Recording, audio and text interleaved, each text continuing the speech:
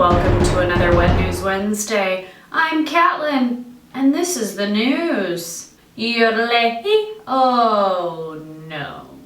Air travel just isn't what it used to be. In what feels like the millionth time in the last few months, it's actually the 24th in the last 15 months, there has been yet another plane crash. This one traveling from Barcelona to Dusseldorf, it crashed in the French Alps. While there were no survivors, terrorism is not suspected. So stop whining about your in-flight meal, you ungrateful little brat. You're alive. In other news, does anybody else anticipate a surge in Amtrak stock? Everybody's got that one friend. They get to the bar too early. They're alone, they're whining about it, they start a massive group text with everybody, then the next thing you know, they're too drunk, they're sending way too many emojis. By the time you get there, you have to put them in a cab home. Well, that's exactly what it felt like when Ted Cruz threw his hat in the ring for the presidential bid. Yep, Ted, you're too early, you're too drunk, your emoji game is not on point. Go home. Greece is so broke, they're so broke, they're so broke, they've got no more money. Doot, doot, doot, doot. Seriously though, Greece is so broke that they're currently trying to figure out whether they'll pay their $492 million debt or whether they will pay the $1.9 billion that they owe their own people in wages and pensions.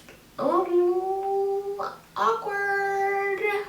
A young man by the name of Matt McLaughlin has found a loophole in California's law against assisted suicide by paying $200 to start the Sodomite Suppression Act, which calls for the systematic murder of gay and lesbian citizens. He has ensured that someone will and should remove him from this earth as quickly as possible. Singapore's founding father, Lee Kuan Yew, passed away this week at the age of 91. The reaction from America was, "What's a Singapore?"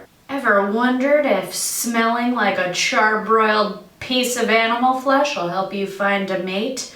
Well, for $40 and the cost of a plane ticket to Japan, you can find out because Burger King is releasing a limited edition charbroiled perfume this week. You ever wonder what happens if you're rich and famous and you accidentally get buried somewhere weird? Well, in the case of King Richard III, who died in 1485 and whose remains were found under a car park in 2012, still being given the rock star treatment he deserves, his body, and by body I mean decaying bag of bones, will be laid in state this week until his burial on Thursday. You go, Plantagenet. You go. George Zimmerman blasted President Obama this week, saying it's the president's fault that people don't like him. It could also be because you shot and killed a child, no? If you've got it, flaunt it, is an old Hollywood standard being turned on its head this week, because when it is cancer, you'll want to cut it out, not so much flaunt it, which is exactly what Angelina Jolie is doing. The actress, who has a predisposition to some nasty cancer cells, has already had a double mastectomy and has recently undergone a hysterectomy to make sure that she doesn't suffer the same fate as her mother, who died of ovarian cancer. 1. Gentlemen, it happens to all of us. He's Brad Pitt, and he is going to be dealing with hot flashes and mood swings, and he's still better looking than you are. So be nice and stop whining. It's worse for the ladies.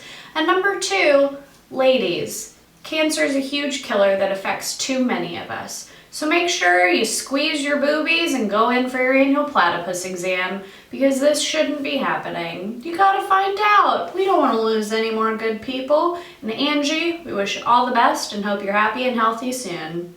There are children who need adopting. We need you in fine form. Finally, in celebrity news, tugging on everyone's heartstrings this week, Vin Diesel named his newly born daughter Pauline after the late Paul Walker.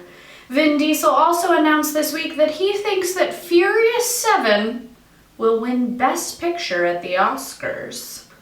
Does that mean that they finally made the connection between Furious and Brokeback? Because I feel like they've been building to that for the last 13 movies, and right? Thanks again so much for watching. Please subscribe if you haven't already. It's just that little button right down there. Follow me on all the other stuff too, all the social meds. I post fun things sometimes. Like this week, I got trapped in an elevator. It was really boring, but I still posted about it. It was cool. Always remember, if you can't make good decisions, make safe ones. See you next week.